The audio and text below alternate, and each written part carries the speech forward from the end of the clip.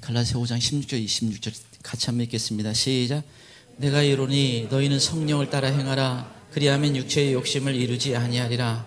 육체의 소욕은 성령을 거스르고 성령은 육체를 거스르나니 이 둘이 서로 대적하므로 너희가 원하는 것을 하지 못하게 하려 함이니라. 너희가 만일 성령이 인도하시는 바가 되면 율법 아래 있지 아니하리라. 육체의 일은 분명하니 곧 음행과 더러운 것과 호색과 우상 숭배와 주술과 원수 맺는 것과 분쟁과 시기와 분냄과 당짓는 것과 분열함과 이단과 투기와 술 취함과 방탕함과 또 그와 같은 것들이라. 전에 너희에게 경계한 것 같이 경계하노니 이런 일을 하는 자들은 하나님의 나라를 위협으로 받지 못할 것이요 오직 성령의 열매는 사랑과 희락과 화평과 참과 자비와 양성과 충성과 온유와 절제니 이 같은 것을 금지할 법이 없느니라. 그리스도 예수의 사람들은 육체와 함께 그 정욕과 탐심 십자가에 못 박았느니라. 만일 우리가 성령으로 살면 또한 성령으로 행할지니 헛된 영광을 구하여 서로 노엽게 하거나 서로 투기하지 말지니라. 아멘. 우리가 이 세상을 살아가면서 정말 무엇이 옳고 무엇이 그르고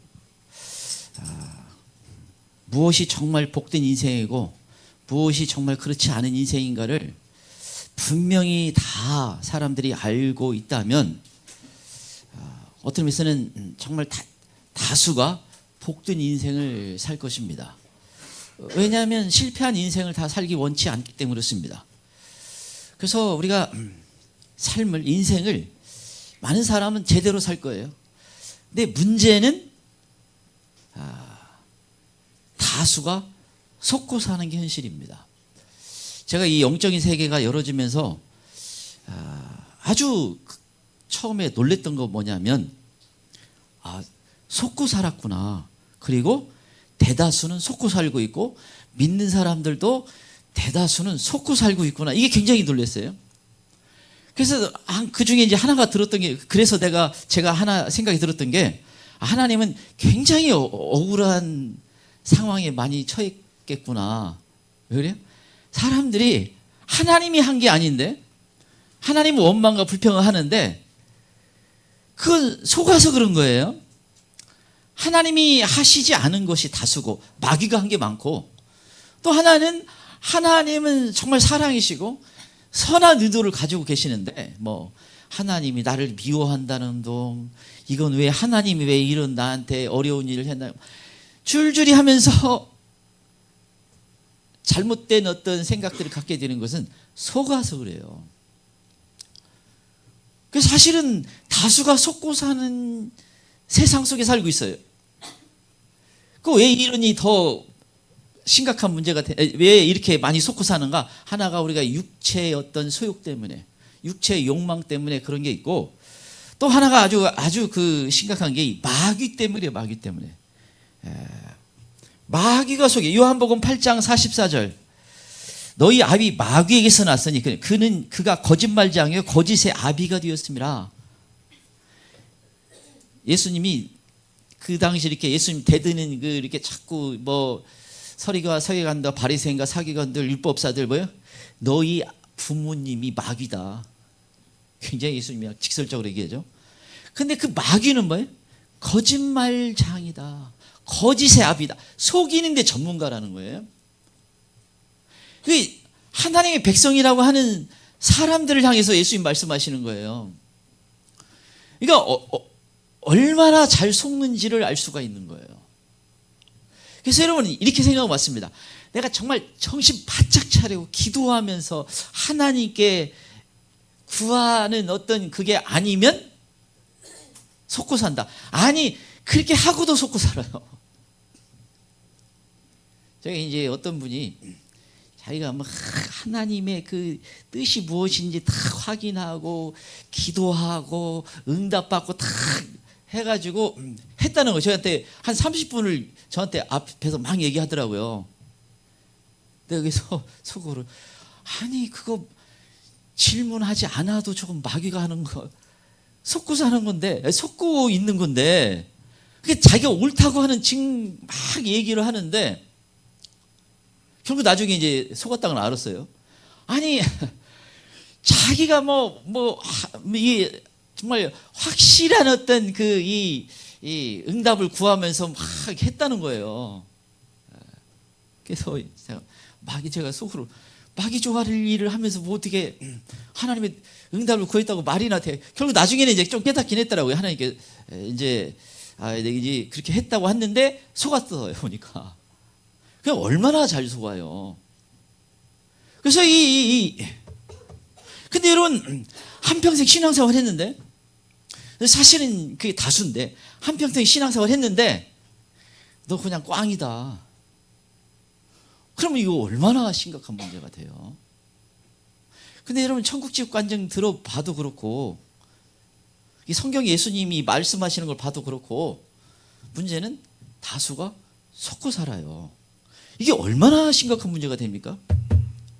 제가 정말 이 마음이 아팠던 것 중에 하나가 옛날 그 청년 때 신앙생활 했던 한 사람이 누군가 봤다는 거예요. 신천지에 들어가 있더래요. 얼마나 열심인지 몰라요. 근데 여러분 아니 속아도 너무 속았잖아요. 그냥 그건 조금 이렇게 그냥 이단이 조금 이단인가 아닌가 이 수준이 아니라 그게 그냥 100% 아니 200% 300% 이단이에요. 근데 속아서 뭔가 자기 신앙생활 한다고 하는데 너무 속았잖아요. 이게 세상에는 다수예요. 대다수가 속고 살아요. 이게 얼마나 심각한 문제가 됩니까?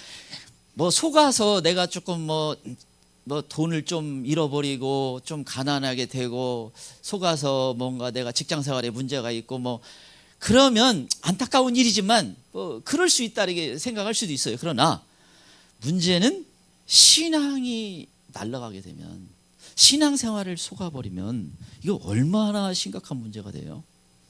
우리 인생에서 가장 중요한 신앙생활에서 문제가 생기면 이게 얼마나 큰. 여러분 예수님 당시에 그냥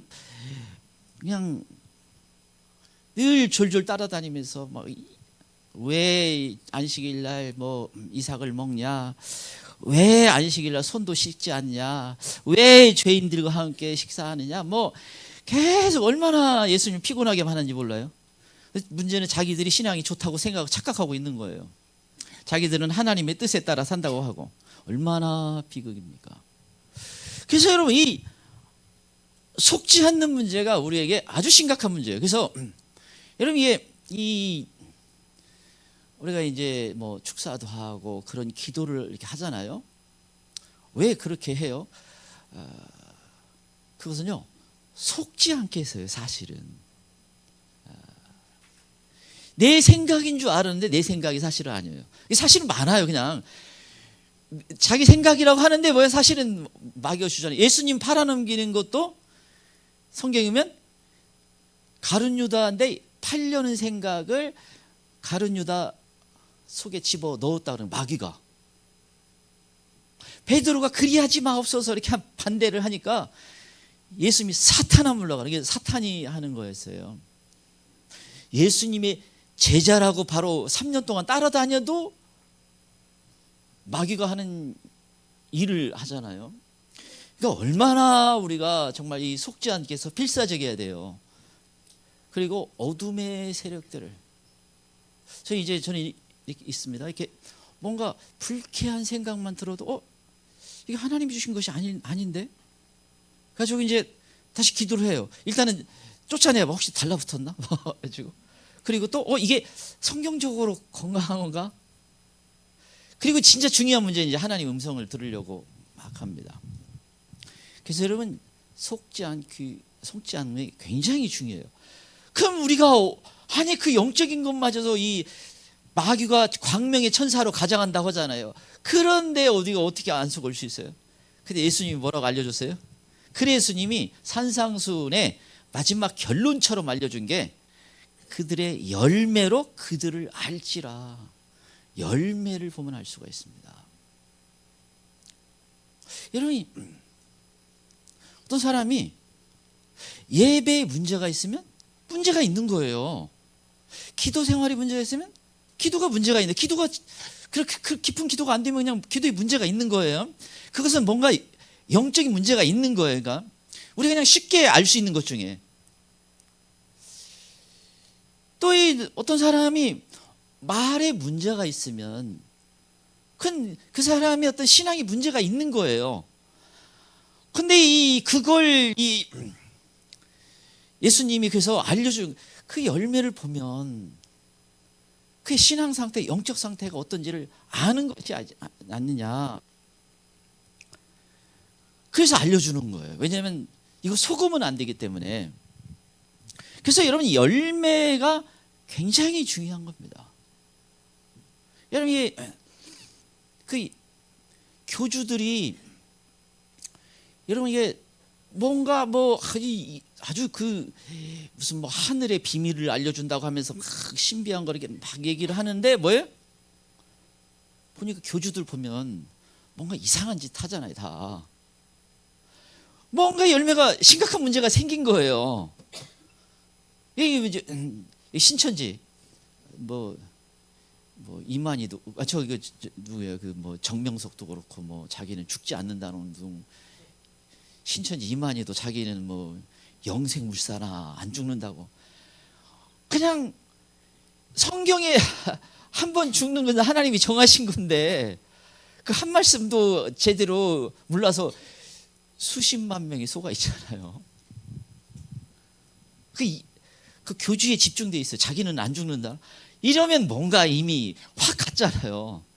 그런데도 여러분 한 번 속으면 이제 못 빠져나와 잘. 그래서 우리가 예수님이 그 열매 보면 영 아니지 않느냐 그걸 알려주고 있는 거예요. 그래서 열매가 중요해요. 열매가. 그래서 열매에 어떤 문제가 생겼는지를 점검해라. 근데 그 열매의 대표적인 열매가 성령 열매예요. 우리 신앙생활은 절대적으로 성령님이 중요해요. 여러분 이 성령 열매를 다루면서 어떻게 이런 열매를 내 힘이 아니에요. 이건 내가 좀 더 고쳐보리라 그것 넘어서야 돼요. 정말 주님의 은혜가 필요하구나. 성령님 도와주세요. 성령님 제 안에 마음껏 역사해 주세요. 그래서 열리는 것이지. 어떤 사람은 좀 이렇게 자수성가형이 있어요. 이게 좀 그냥 독하게 그냥 해보리라 막 그러다가 바리새인 나와요.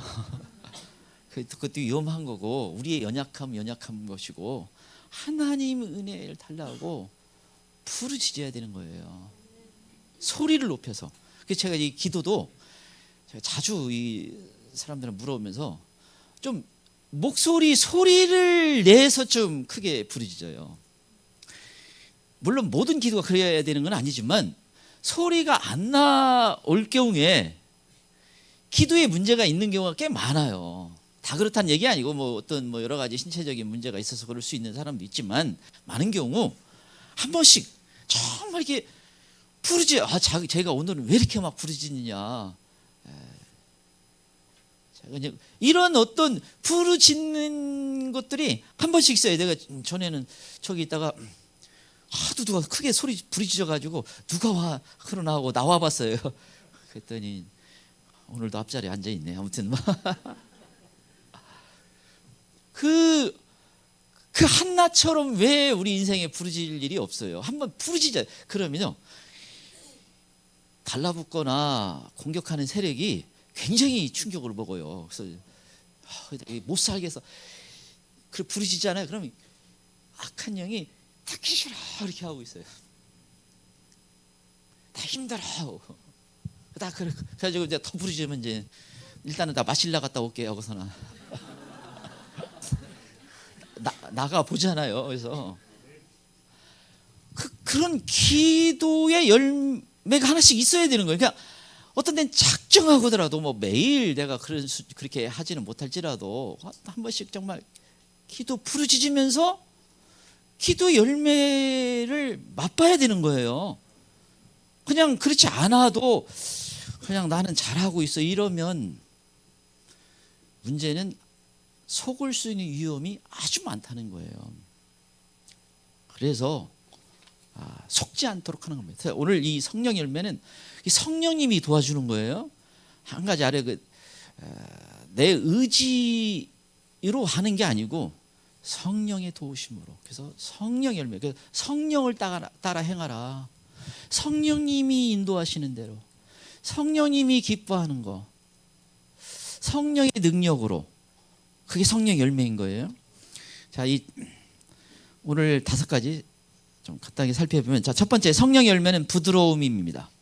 첫 번째 성령 열매는 부드러움입니다.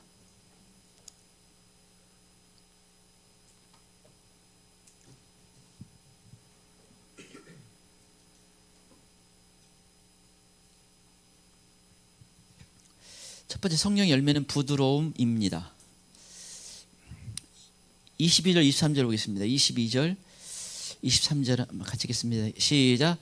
오직 성령의 열매는 사랑과 희락과 화평과 정과 자비와 양성과 충성과 온유와 절제니 이 같은 것을 금지할 법이 없느니라.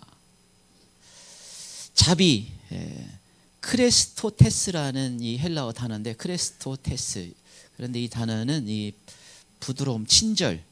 보통 뭐 친절이 보통 더 잘 와닿을 수도 있는데요. 이 단어입니다. 왜냐하면 보통 우리가 자비, 긍휼이라는 단어는 엘레오스라는 단어를 좀 많이 써요. 그래서 그거하고 자비라고 써도 되지만 그거보다는 그 단어는 따로 있고, 뭐 친절, 부드러움 이렇게 더 적합한 번역입니다. 그래서 이 신앙인의 특징은 친절하고 부드러움이 있어야 된다라는 겁니다. 차갑고 냉정하고, 이것은요 원래 뭐 나는 그렇게 태어났다 거기서 머무르면 안 되고 신앙이라면 바뀌어야 된다는 얘기예요. 근데 그 대표적인 사람이 바나바입니다. 바나바. 사실은 제가 이 바나바를 성령 열매 여러 곳에 쭉 집어넣으려고 하다가 말았어요. 이 바나바에 대해서 많이 생각을 하면서 묵상을 하면 진짜 성령 열매가 많이 맺힌 사람이에요. 어떤 의미에서는 여러분 바울이 결정적으로 쓰임받는 계기가 뭐예요? 바나바가 다소에서 바울을 세워줬어요. 안디옥 교회가 부흥하니까 바나바가 바울을 데리고 와서 세워줬습니다. 여러분 마가복음을 쓴 마가는 완전히 이제 제기하기가 힘들 만큼 선교하다가 크게 문제를 일으켰잖아요. 근데 바나바가 끝까지 붙잡아 줍니다. 세워줘요. 결국 나중에 바울이 그 이제 감옥에서 이 땅에 살 날이 얼마 안 남았을 때 마가를 데려와라. 누가 세워줘요? 바나바가. 대단한 사람이에요. 사도행전의 첫 번째 오순절 성령이 임하고 나서 복음서부터 나오는 제자들 말고 첫 번째 이 성령의 사람으로 등장하는 사람이 바나바예요. 근데 그 바나바가 왜? 사도행전 4장 36절. 원래 이름은 요셉인데 별명을 사도들이 바나바, 번역하면 위로의 아들이다, 이런 별명을 지어 주었다는 겁니다. 그러니까 저 사람은 정말 위로의 사람이다. 그게 성령 충만해서 나타났다고 말씀해 주고 있는 거예요. 바나바는 착한 사람이요 성령 충만한 사람이다. 그래서 여러분 성령 충만한 사람이면 위로의 사람이다. 사실 이 위로자는 원래 이 성령님의 단어예요. 파라클레이토스라고, 이게 원래 성령님에게 쓰는 단어예요. 그러니까 위로자. 이런 사람이 몇 사람 공동체에 있으면 대단히 참 그 은혜가 돼요. 이런 위로자가 있으면 굉장히 이 사도들이 가장 좋아하는 케이스예요. 제가 이게 보니까 목회를 하면서 이런 사람은 아주 귀한 거예요. 귀한 사람입니다. 그런데 하나님이 그렇게 귀하게 보신다라는 것을 의미합니다. 그래서 바나바 이름 잘 줬어요. 앞으로 보나 뒤로 보나 나는 나바 그런 거죠. 아주 뭐 앞으로 보나 뒤로 보나 차이가 없는 사람. 뭐 참 위로해야 되네. 근데 여러분이 이런 사람이 되려면요, 인간의 근본적인 죄 하나를 뛰어넘어야 됩니다. 이기적인 거, 자기중심적인 걸 뛰어넘어야 이게 가능합니다. 그래서 이게 어려워요. 이기적인 사람, 자기중심적인, 항상 자기중심적이에요. 우리 신앙의 마지막 그 뭐예요? 자기를 부인하고 자기 십자가를 지고 나를 따르라, 예수님 말씀하셨는데, 자기를 부인하고 자아 문제를 해결한 사람이에요. 이게 얼마나 대단해요. 자기를 꺾어야만 예수님이 영광 받을 수가 있습니다. 이게 어려운 단계입니다. 대단한 사람인 거예요. 그래서 자기중심적인 거, 나중심적인 거, 우리 신앙에 이게 항상 걸림돌이잖아요. 그것이 되면 이 열매가 맺힌다라는 걸 알 수가 있습니다. 그리고 여러분이 부드럽고 친절하다. 그래서 한 가지는 그냥 쉽게 알 수 있는 건, 사람들은 나를 다 기피한다.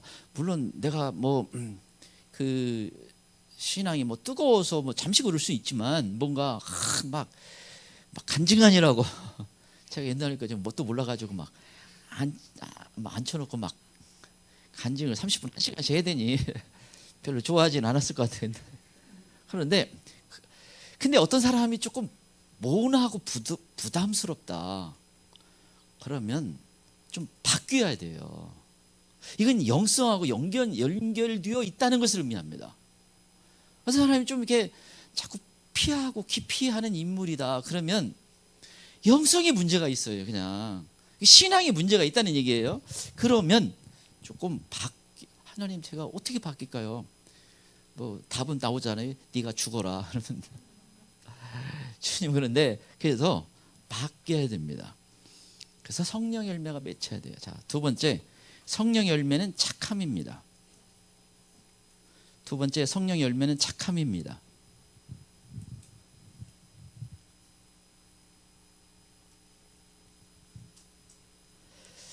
성령 열매는 착함입니다. 22절, 23절, 이거 아예 암송하기 위해서 계속 할까요? 22절, 23절 같이 읽겠습니다. 시작. 오직 성령 열매는 사랑과 희락과 화평과 오래 참음과 자비와 양성과 충성과 온유와 절제니 이 같은 법을 금지할 법이 없느니라. 여러분이 착하다고 하는 것은 그리스도인의 특징이다. 이건 성령의 열매다라는 것입니다. 그래서 어떤 사람이 정말 제대로 된 신앙이라면 이 착함이 드러나야 된다라는 것입니다. 로마서 15장 14절, 내 형제들아 너희가 스스로 선함이 가득하고 모든 지식이 차서 능히 서로 권하는 자임을 나도 확신하노라. 로마 성도들을 향해서 당신들은 성도가 분명하다. 성도로서 자격이 있는 사람들이다. 당신들은 하나님이 기뻐하는 사람들이다. 이렇게 바울 사도가 외치고 있는데, 그 이유가 선함이 가득하다. 선하다는, 착하다는 것하고 똑같은 단어예요. 이 착함이 당신 마음에 가득하다. 당신은 분명한 그리스도인이다. 이게 사도 바울이 이렇게 외치고 있는 겁니다. 이게 굉장히 중요한 거예요. 그런데 이것은 착하다는 말은요, 여기에 하나님과의 관계가 좋다는 것이 들어가 있습니다. 여러분, 어떤 사람이 하나님과의 관계가 좋으면 그 나타나는 대표적인 특징 중에 하나가 착하다는 거예요. 여러분, 이게 어떤 사람이 강력하게 은혜를 받으면 뭐예요? 뭔가 나사가 하나 빠져. 참 희한해요. 그 눈물이 많아지고 나사가 빠져서 세상적인 야망에 있는 사람 봤을 때는 저기 이상한 사람이네. 사실 납득이 안 되는 사람으로 바뀝니다. 그 전까지는 뭔가 강해, 싸놨고, 내가 그래서 싸난 사람 싫어. 왜냐면 거기에 독이 있어요, 독이. 물론 우리가 좀 격해지고 실수하고 그럴 수 있죠. 그런데 과거에 얼마나 안 뺐으면 계속 싸날 수가 있어요. 그건요, 어둠이 그냥 주는 대로 계속 그대로 살고 있다는 얘기예요. 착해져야지, 당연히. 그 그리스도의 특징이에요. 그 하나님과의 관계도 그게 있으면 반드시 하나님이 그대로 놔둘 수가 없는 거예요. 그건 하나님과 동행한다고. 여러분 이 마태복음 25장에 한 달란트 받은 사람 악하고 게으른 종아. 그러니까 게으르다고만 말하면 될 것 같은데 거기다 악하다. 악하다는요 이 주님과의 관계가 잘못되어 있다라는 겁니다. 성경은 관계적인 시각으로 보는 거예요. 그래서 여러분 이런 사람은 여러분이 착해야 열매를 맺을 수가 있습니다. 그래서 마태복음 25장 21절 착하고 충성된 종아 열매를 맺는 사람 5달란트 2달란트 반복해서 공통적으로 착하고 충성된 종이다. 이런 주인이 돌아왔을 때 그렇게 평가를 한다는 거예요. 예수님이 돌아와서 평가를 할 때 중요한 특징이 착하고 충성된 종이다. 착한 것이 들어가 있어야 된다는 것입니다. 이게 상을 내 주인의 즐거움에 참여할지어다. 이런 상을 받는다는 거예요. 제가 봐서 주님도 보니까 싸는 사람 싫어해. 왜냐면 주님도 야단치려고 하니까 주님에게도. 근데 보니까 그 박박 막 그 복음서에 보면 주님 따라다니면서 막 박박 그 우기면서 이렇게 야단치는 사람들 왜 다 악해서 그래요. 악해서. 여러분 그런데 한 가지 우리가 알아야 할 것이 있습니다. 이게 항상 그대로 유지되는 게 아니다는 것입니다. 디모데전서 1장 19절이면 믿음과 착한 양심을 가지라. 어떤 이들은 이 양심을 버렸고 그 믿음에 관하여는 파선하니라. 이 착한 어떤 사람들은 착한 양심을 버렸고 믿음을 잃어버렸다는 거예요. 그래서 여러분 이건 믿는 사람들 대상으로 하신 말씀입니다. 잃어버릴 수 있고 그것이 계속 유지되지 않는다는 것입니다. 그래서 내 원래 그런 성격이다 이게 아니라는 거예요. 항상 성령님 의지해야만 이게 유지할 수 있다라는 것을 의미합니다. 그러니까 희경이도 좀 착해졌어.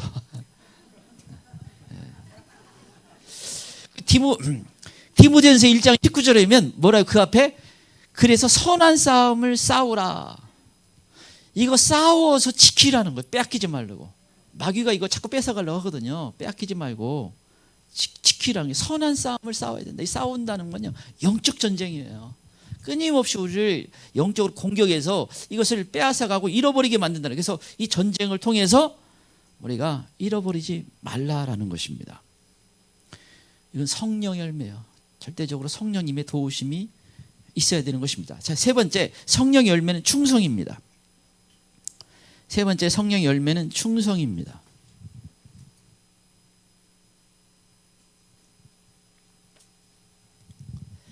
세 번째 성령 열매는 충성입니다.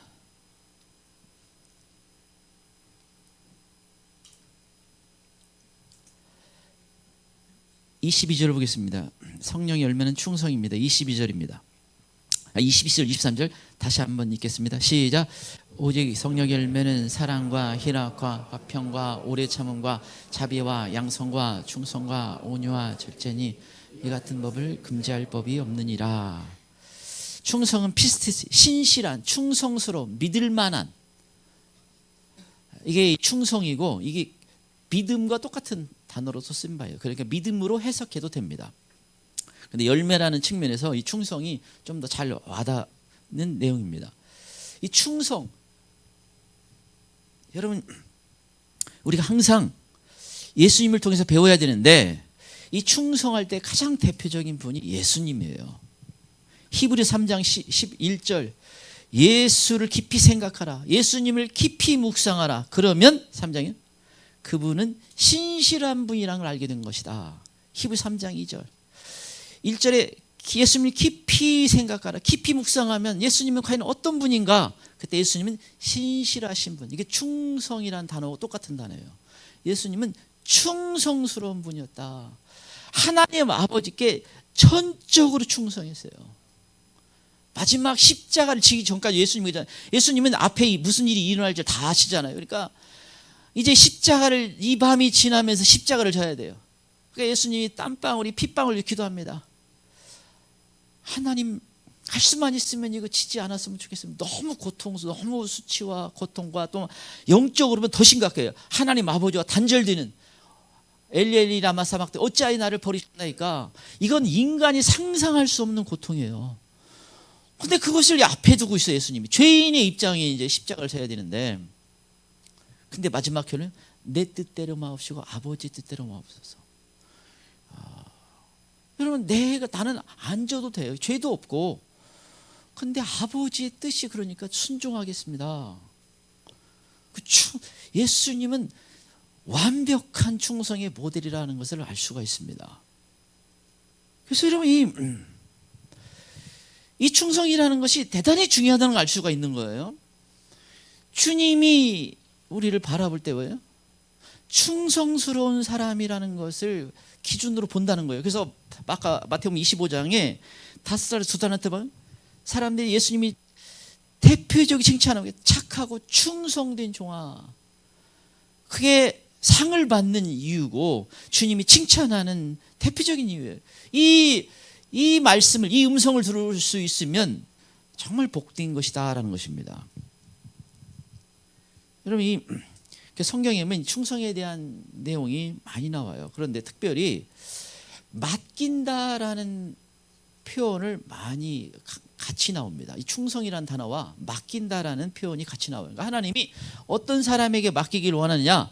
충성스러운 사람이라는 겁니다. 이런 교회도 사실은 마찬가지죠. 충성진 사람이 훨씬 참 보기 좋은 거예요. 그리고 주님이 기뻐하시는 사람인 것입니다. 그래서 고린도 4장 1절, 우리를 그리스도의 일꾼이요 하나님의 비밀을 맡은 자들이 구할 건 충성이라. 어떤 사람이 나는 그리스도의 일꾼이요, 하나님의 비밀을 맡은 자, 하나님이 나는 쓰임 받는 사람이다. 그 사람이란 뭐예요? 반드시 갖고 있어야 되는 것은 충성이라는 것입니다. 주님께 충성을 다하는 것입니다. 물론 사람에게 충성하는 것도 있겠죠. 그렇지만 1차적으로 가장 중요한 건 주님께 충성하는 거예요. 누가복음 16장 11절, 너희가 만일 불의한 재물에도 충성하지 아니하면 누가 참된 것으로 너희에게 맡기겠느냐. 여러분이 충성되면 주님이 가장 더 큰 것으로 맡긴다는 거예요. 충성하지 않으면 작은 것도 주님 맡기기 싫어하는 마음이 있다는 겁니다. 결국 충성된 사람이 영원한 천국에서 복된 자리에 있는 거예요. 마태복음 24장 45절, 충성되고 지혜 있는 종이 되어 주인에게 그 집 사람들을 맡아 때를 따라 양식을 나눌 자가 누구냐. 때에 따라 맞는 양식, 때에 맞는 말씀을 전해야 되는데,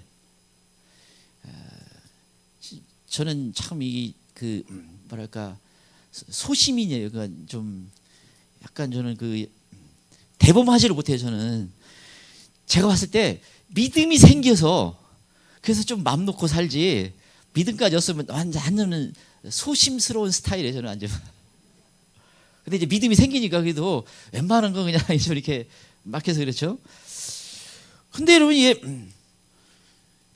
때에 맞는 말씀을 전한다는 건, 이게 제가 목회자로 보니까 굉장히 어려워요. 쉽지 않습니다.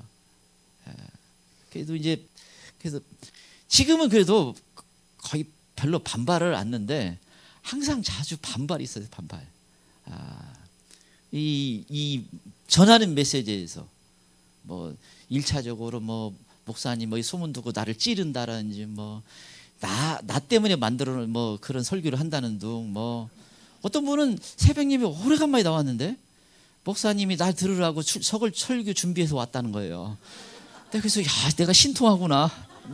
안 나오던 분이 어쩌다 한번 나왔는데 내가 맞춰서 했으니까. 근데 희한한 건 제가 참 놀라운 걸 경험했어요. 새벽 예배 할 때마다 저는 그래서 사실은 뭐 모르겠어요. 뭐 저도 뭐가 준비하다가 있었는지는 모르겠지만 대다수는 그냥 상관없이 준비를 하는데 꼭 어떤 강력한 메시지가 있을 때 들어야 할 사람이 꼭 나와요. 그거 참 제가 희한한 경험을 여러 번 했습니다. 이건 제가 그 사람 나올 줄 알고 준비한 게 아니라 꼭 이 말씀은 어떤 사람이 찔리겠는데, 그러면 그 사람은 꼭 그날은 나와요. 주니까 보니까 주님이 그런 게 좀 있어요. 근데 이 마지막 된 말씀을 전하기가 쉽지가 않아요. 그래서 주님께 충성해야만 보니까 가능해요. 저는 이제 마지막 때 저희 누님한테 한번 얘기를 했는데, 저희 알았잖아요. 그래서 브레이드 TV랑 뭐 이런 거 쭉 계속 본대요. 봤는데 교회 돌아가서 우리 목사님이 알까 모를까 가만히 보니까 우리 목사님 분명 아는 것 같다. 거기까지만. 그리고 안전한데요. 왜? 싫어하니까. 그래서 이게 쉽지. 그러면 어떻게? 주님께 충성하면 때를 따라 전해야 된다라는 것입니다. 그래서 저를 너무 많이 미워하지 마세요. 저도 역할을 감당해야 돼. 충성된 종으로 칭찬받아야 되니까. 근데 이 충성의 대표적인 사람이 모세입니다. 모세. 예수님은 완벽한 모델이고 모세는 우리 사람으로서 아주 좋은 모델이에요. 여기 하나님이 그렇게 칭찬했기 때문에. 민수기 12장이면 이 뭔가 사람들이 좋지 않은 어떤 것을 모세가 보인 것 같아요. 자세히 성경이 왜 안 쓰는 거다 이상하긴 한데, 하여튼 근데 그 구스 여자의 문제예요. 그래서 뭐 더러는 흑인이라는 둥, 뭐 더러는 뭐 여러 가지 이유가 있는데, 그런데 아무튼 건수 잡았다고 미리암과 아론이 들고 일어났습니다. 그 많은 사람들이 이렇게 하니까 앞장서서 한 거예요. 질책을 했는데 하나님이 무섭게 진노를 합니다. 그러면서 모세는 내 집에 충성된 종이라는 겁니다. 너희들이 절대 함부로 할 수 없다. 무섭게 진노를 하는데, 아니 그렇게까지 개입할 만한 장소가 아니, 모세 개인 문제니까 그래 무섭게 개입을 하셨는데, 하나님이 뭐 때문에 진노를 해? 내 충성된 종에게 그렇게 네가 대우할 수가 있느냐. 이 주님께 충성한다는 걸 대단히 주님이 기뻐받는다는 것을 알 수가 있습니다. 그래서 이때부터 모세는 충성된 사람의 대표적인 사람이 된 것입니다. 자, 네 번째, 성령의 열매는 온유입니다. 네 번째 성령 열매는 온유입니다.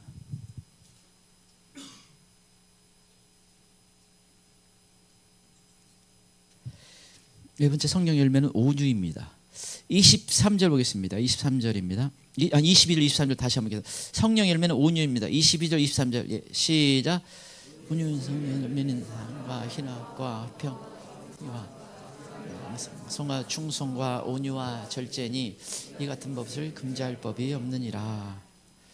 온유는 야생마를 길들이는 거, 길들이고 통제가 되는 것이 온유입니다. 온유.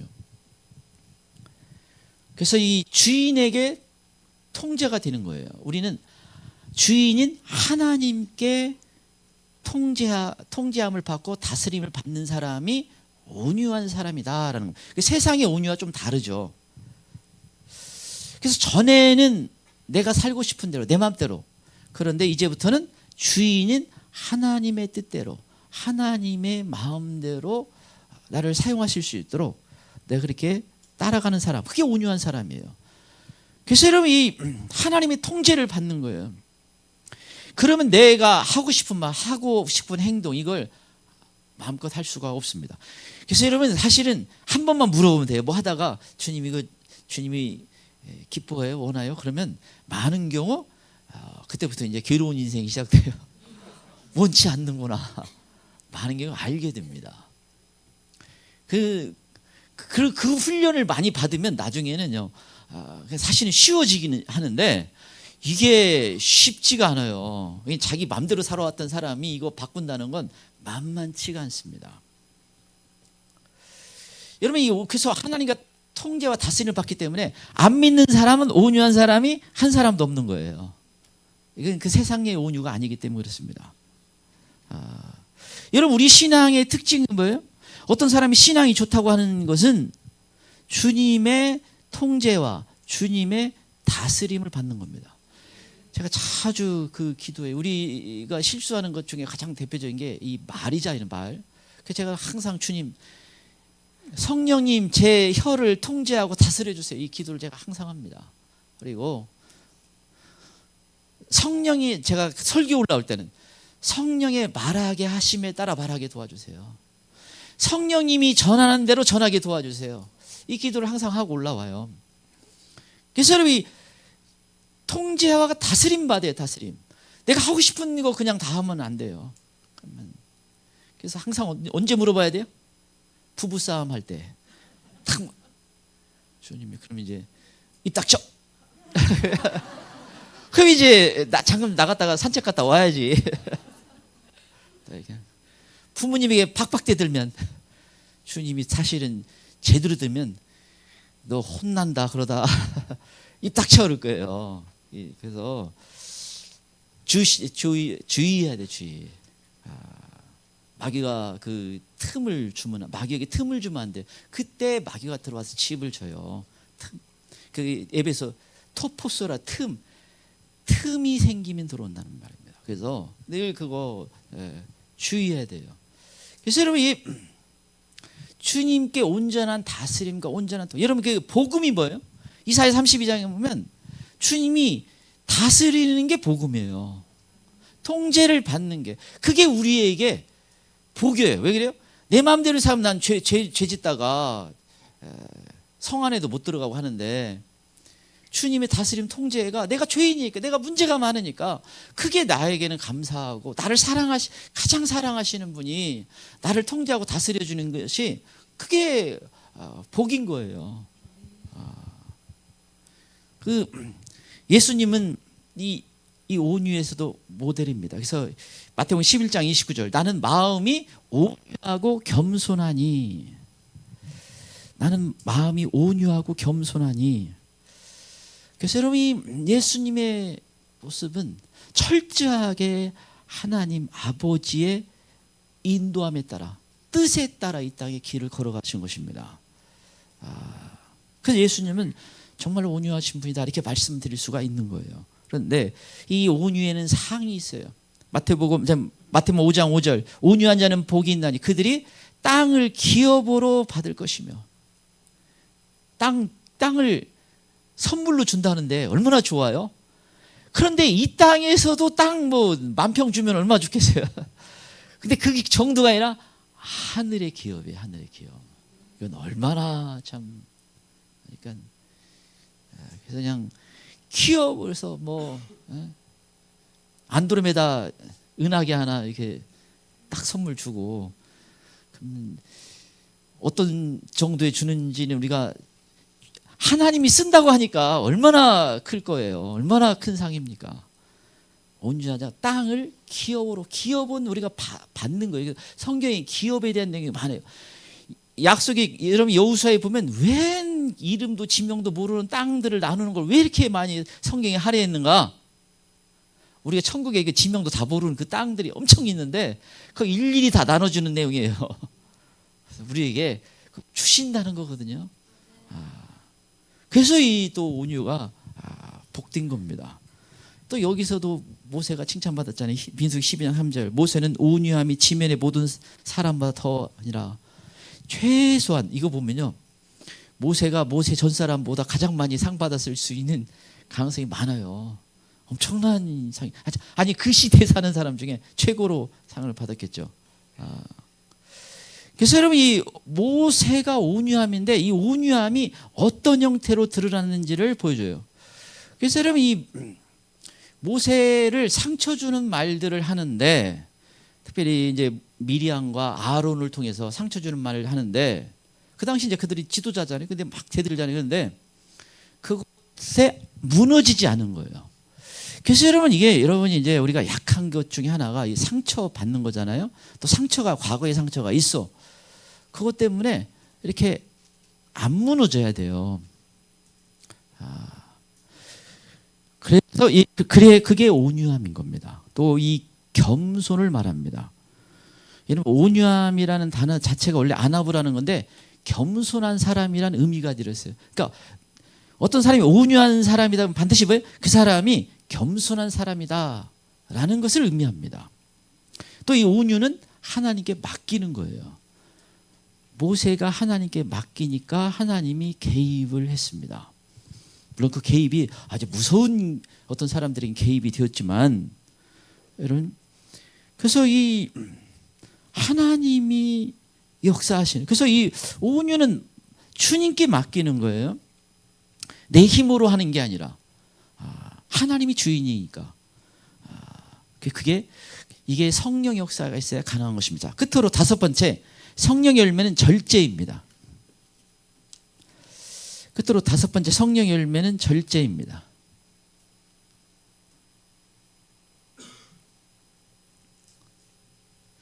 성령의 열매는 절제입니다. 22, 23절 다시 한번 읽겠습니다. 22, 23절 예, 같이 시작. 성령의 열매는 사랑과 희락과 화평과 오래 참음과 자비와 양성과 충성과 온유와 절제니 이 같은 것을 분지할 법이 없느니라. 절제라는 말은요, 이 그냥 고요하고 조용한 상태만 말하는 게 아닙니다. 이것은 오히려 더 치열한 싸움이 들어가 있어요.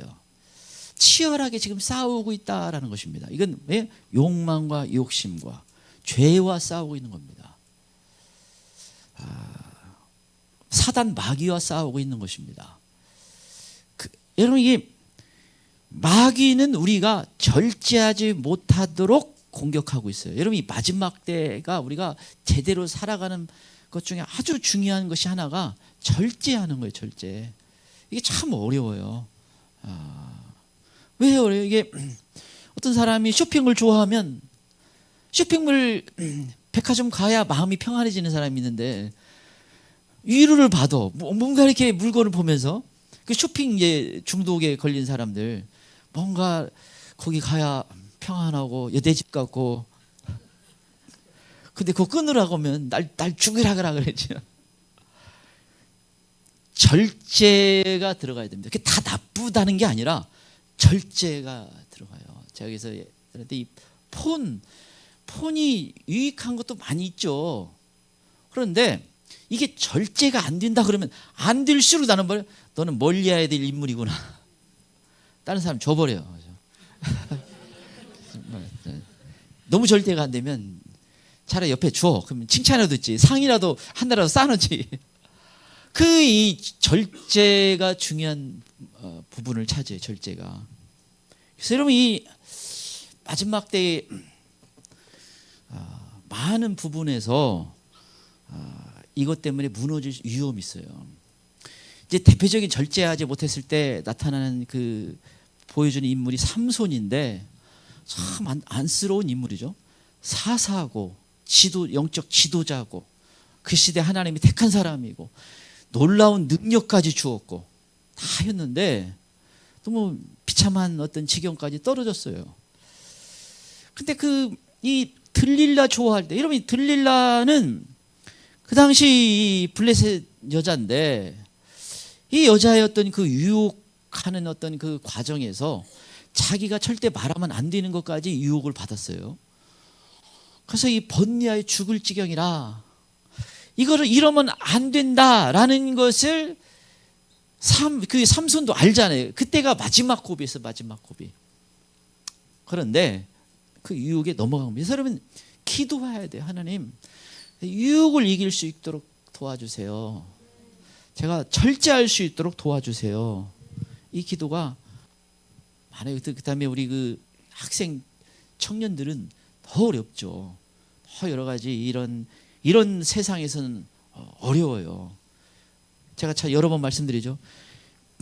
제가 잘할 때, 글쎄 겨울 지금 1월이면 사랑방에 앉아 있거나 저 논에 가가지고 애들하고 고구마 썰어가지고 양철대기 위에다가 이제 밑에다가 산에서 술 좀 주워가지고 구워 먹는 거, 그게 전부예요. 입 새카매 가지고 이제 그냥 양지 바른 곳에 앉아 있다가 저녁 먹을 때쯤 이제 들어오는 거지. 별로 할 것도 없어. 겨울에 그냥 쪼그려 있다가, 그때 방이라도 별로 없잖아요. 그래가지고 그러다가 이제 교회에서 한대 그러면 주구장창 가서 살아. 은혜 받기 얼마나 쉬워요. 억지로 가는 것도 아니고, 요즘 집회 있대 그러면 거기서 하다못해 먹을 거라도 더 생겨. 그래갖고 어슬렁으로 있다가 그냥 앉아 있고, 그래서 야 같이 가자 그러면 친구들도 줄줄이 따라가요. 거기 가면 너 먹을 거 있어 그러면 그냥 줄줄이 따라가지. 전도도 쉬웠어요. 근데 지금은 어려워요. 다 절제하지 못하도록 만드는 게 너무 많아요. 지금은 이 생각 자체가 주님께 묵상하고 집중하는데 어려워요. 이 마지막 때, 여러분 이 절제하지 못하면 삼손이 얼마나 비참한 지경에 따라 두 눈 다 뽑히고 감옥에서 물론 회개하고 하나님 은혜 베풀어 주세요 하고서는 이제 마지막 생을 마감하는데 그렇게 살 사람이 아닌데 이게 문제가 된 거예요. 그래서 여러분이 사도행 24장이면 의와 절제와 장차오는 심판과 연관되어 있습니다. 그러면 이제 이 마무리해야 되는데 여러분이 지금 열매를 점검하잖아요. 그래서 말씀으로 항상 내가 말씀에 비추어서 어떤 열매를 맺고 있는가. 제가 이 그 어둠의 열매는 안 나눴잖아요. 성령 열매는 나눈 거예요. 그래서 이 19절, 20절, 뭐 21절 이건 그 육체의 일이에요. 육체의 소욕, 육체의 열매 이런 거 있으면 절대 안 된다. 그래서 말씀을 통해서 일단 자기를 좀 점검해 봐야 됩니다. 그 다음에 삶의 좀 내용, 내가 삶의 어떤 그 내용을 통해서 각자 다를 수가 있어요. 내가 어떤 열매들을 좀 맺고 있는지를 점검해 봐야 됩니다. 그 다음에 선한 어떤 영향력, 내가 선한 영향을 주는지 악한 영향을 주는지, 나한테 좋은 신앙의 도전을 받은 사람이 한 사람이라도 있는지, 이런 걸 보면 나의 영적 상태를 보여주는 거예요. 그래서 여러분이 열매는 아름다운 열매, 뭔가 아름다운 주님이 기뻐할 만한 좋은 어떤 것이 있는지. 왜냐하면 내가 열매를 맺는 사람이라면 이런 열매들이 나타나게 되어 있습니다. 그래서 왜냐하면 속으면 안 되잖아요. 지금 너무 중요한 때예요. 아주 제가 확실할 정도로 너무너무 아주 특별하게 어떤 그 시기가 다 왔다라는 것을 자꾸 말씀해 주셔요. 그건 뭐 제게 듣는 음성이죠. 그래서 너무너무 중요한 시간을 보내구나. 그래서 원래는 설교를 이제 어떻게 할까 하다가 사실은 물어볼수록 때가 가까웠다는 것을 자꾸 말씀해 주십니다. 그러니까 정말 때가 가까웠구나. 그리고 중요한 때구나. 그래서 왜요? 지금 마지막 것 때문에 우리가 점검을 해야 되는, 우리가 마지막 때에 살고 있으면서 나의 어떤 영적 상태가, 신앙의 상태가 정말 괜찮은 것인지 점검을 해요. 왜냐하면 이건 후회하면 안 되니까. 그래서 이 열매를 통해서 점검하고, 혹시 그러면 이제 제가 첫 번째 시간에 얘기했죠. 한번 주변 물어봐요. 가지고 한 10여 명 딱 물어봐가지고, 원래부터 야는 나 미워요. 그 사람들 제끼고. 그러지 않고 그냥 객관적으로. 근데 또 한 가지 마음 단단히 먹여요. 상처 안 받으려고. 그 사람 말이 전부는 아니지만, 그러나 내가 조금 문제가 있겠네. 이 정도는 충분히 생각을 하고, 주님 제가 바뀌게 도와주세요. 변화가 있게 도와주세요. 열매를 맺게 도와주세요. 자, 저희가 이 시간 한번 같이 기도하기를 원합니다.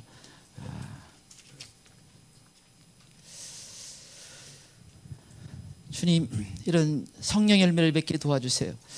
제 안에 성령님 마음껏 역사해 주세요. 어둠을 다 제거해 주시옵소서. 주님이 기뻐하는 열매를 맺게 도와주세요. 자, 예수님 세 번 부르고 같이 기도하겠습니다. 예수님.